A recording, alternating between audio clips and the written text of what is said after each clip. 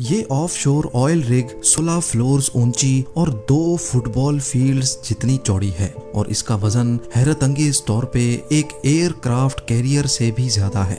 इस oil platform को एपोमेटिक्स कहा जाता है, जो फिल वक्त नॉर्थ अमेरिका में लुइसियाना के साहिल से 130 किलोमीटर दूर गल्फ ऑफ मेक्सिको में मौजूद है।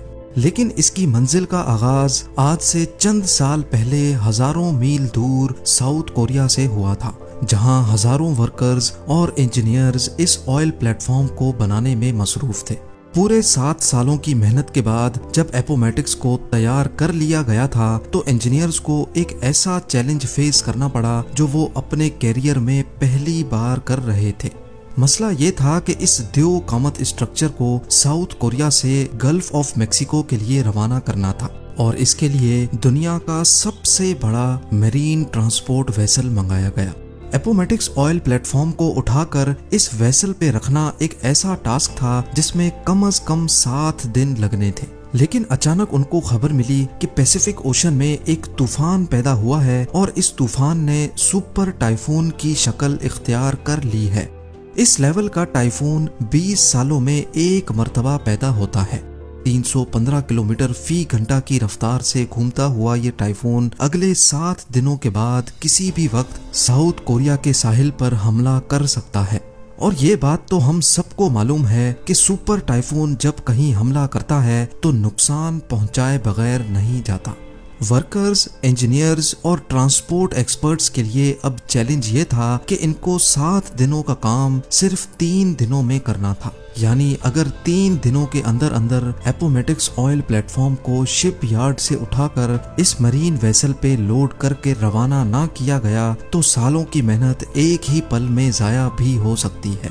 ये एक ऐसा मसला था जिसने नीचे से लेकर ऊपर तक सारी मैनेजमेंट को हिला कर रख दिया था। जेम टीवी की वीडियोस में एक बार फिर से खुशामदीद। नाजरीन, ये oil platform Shell oil company का सबसे बड़ा प्रोजेक्ट था और यही वजह थी कि उनके पास एक छोटी सी भी गलती की जगह नहीं थी। सुपर टाइफून को अवॉइड करने के लिए और एपोमेटिक्स को वक्त से पहले रवाना करने के लिए बचा कुचा काम पूरा करना बहुत जरूरी था, जिसके लिए वर्कर्स की एक एक्स्ट्रा आर्मी बुलवाई गई। वर्कर्स ने दिन रात एक कर दिया और जल्द अज जल्द एपोमेटिक्स को ट्रांसपोर्ट के लिए तैयार करना शुरू कर दिया।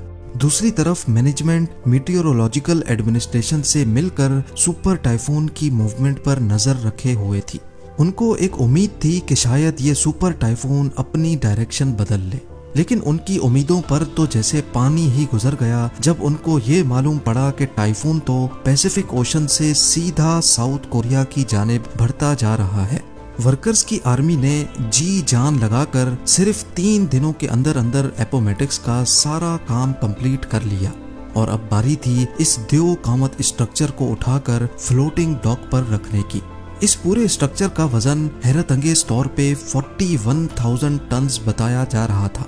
इतना ज्यादा स्टील तो बुर्ज खलीफा की कंस्ट्रक्शन में भी इस्तेमाल नहीं हुआ था जितना इस ऑयल प्लेटफॉर्म पे लगाया गया था। बड़े बड़े हाइड्रोलिक जैक्स की मदद से एक एक इंच करके इसको धकेला गया और फ्लोटिंग ड्राई डॉक पर रख दिया गया। टग बोट्स की मदद से फ्लोटिंग डॉक को खींचकर शिप यार्ड से दूर ले जाया गया, जहां से इसको इस मरीन वेसल में लोड किया जाना था।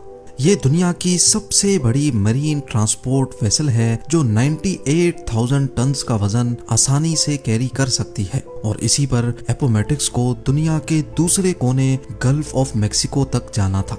अगली सुबह एपोमेटिक्स को फ्लोटिंग डॉक से उतार लिया गया। अब ऑयल प्लेटफॉर्म पहली बार पानी पे फ्लोट करने लगा। टग बोट्स की मदद से प्लेटफॉर्म को मजीद डीप वाटर तक खींचा गया, जहां ये मरीन वेसल पहले से इंतजार कर रही थी।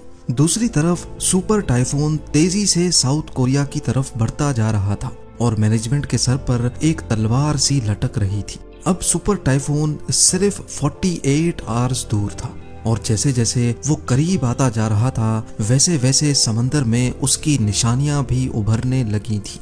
समंदर में हवाओं और लहरों का सिलसिला बढ़ रहा था जो एपोमेटिक्स के लिए एक खतरे की निशानी थी। अगला लम्हा बहुत ज्यादा नाजुक था। ऑयल प्लेटफॉर्म को वेसल पे लोड करना बहुत ही कॉम्प्लिकेटेड काम होता है। इसके लिए पहले वेसल अपने अंदर मौजूद वाटर टैंक्स में पानी इनटेक करती है, जिसकी वजह से वो पानी के अंदर चली जाती है। फिर टग बोट्स ऑयल प्लेटफॉर्म को खींचकर वेसल के ऊपर लेकर जाती हैं और फिर आखिर में वेसल पानी को वापस बाहर निकालती है, जिसकी वजह से वेसल ऊपर की जानिब उठ जाती है। लेकिन ये काम इतना आसान भी नहीं होता है जितना आपने इस एनिमेशन में देखा। इस काम के लिए समंदर का पुरसुकून होना बहुत जरूरी होता है, क्योंकि अगर लहरों में ये काम किया गया तो एपोमेटिक्स सही अलाइनमेंट में वेसल के ऊपर नहीं लोड हो पाएगा और ये चीज वेसल और एपोमेटिक्स दोनों के लिए खतरनाक हो सकती है। सुपर टाइफून की वजह से समंदर में काफी तेजी थी। लहरों और तेज हवाओं की वजह से ये काम करना मुमकिन नहीं था। दूसरी जानिब वक्त बड़ी तेजी से गुजरता जा रहा था और सारी टीम का स्ट्रेस लेवल काफी ज्यादा हो चुका था। खुशकिस्मती से मीटियोरोलॉजिकल डिपार्टमेंट की जानिब से टीम को अगली सुबह सिर्फ 2 घंटे का वक्त दिया गया, जिसमें चांसेस थे कि समंदर पुरसुकून रहेगा। इन 2 घंटों में अगर ये काम ना किया गया तो फिर इसके बाद और कोई चांस नहीं मिल पाएगा। सुपर टाइफून अब सिर्फ 36 घंटे दूर था। सुबह सवेरे जैसे बताया गया था, समंदर पूरी तरह से पुरसुकून था। पहली फुर्सत में ऑयल प्लेटफॉर्म को वेसल के ऊपर खींचकर लाया गया और वेसल ने उसको पानी से निकालकर अपने ऊपर लोड कर लिया। सुपर टाइफून से कई घंटे पहले एपोमेटिक्स आखिरकार साउथ कोरिया को अलविदा करने में कामयाब हो चुका था। शेल ने अपने ऑयल प्लेटफॉर्म को सुपर टाइफून से बचाकर पहला चैलेंज तो कंप्लीट कर लिया था, लेकिन इसका मतलब ये नहीं कि अब आगे और कोई चैलेंज नहीं आने वाला। कई महीनों के सफर के बाद साउथ टेक्सास में ऑयल प्लेटफॉर्म को दोबारा अनलोड किया गया, क्योंकि 4 मॉड्यूल्स ऐसे थे जिनको यहाँ पर मैन्युफैक्चर किया जा रहा था। मॉड्यूल्स को एक एक करके प्लेटफॉर्म पे फिट किया गया और एक बार फिर से इसको 130 किलोमीटर दूर अपनी मंजिल के लिए रवाना किया गया, जहाँ इसको अगले 40 सालों तक रहना था।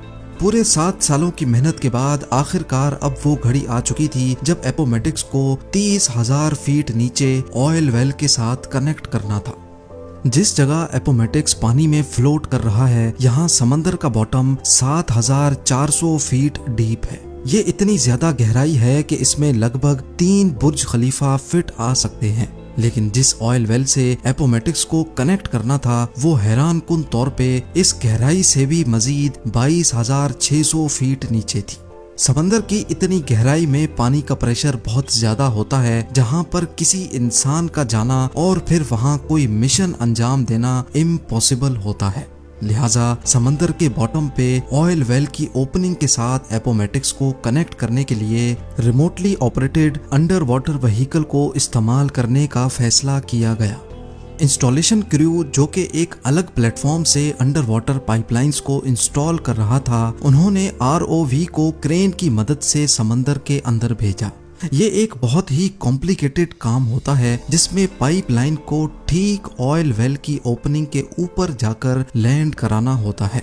7,400 फीट नीचे ये काम इतनी एक्यूरेसी से अंजाम देने का कंट्रोल ऊपर बैठे ROV ऑपरेटर के हाथ में होता है, जो किसी वीडियो गेम की तरह ये मिशन परफॉर्म कर रहा होता है।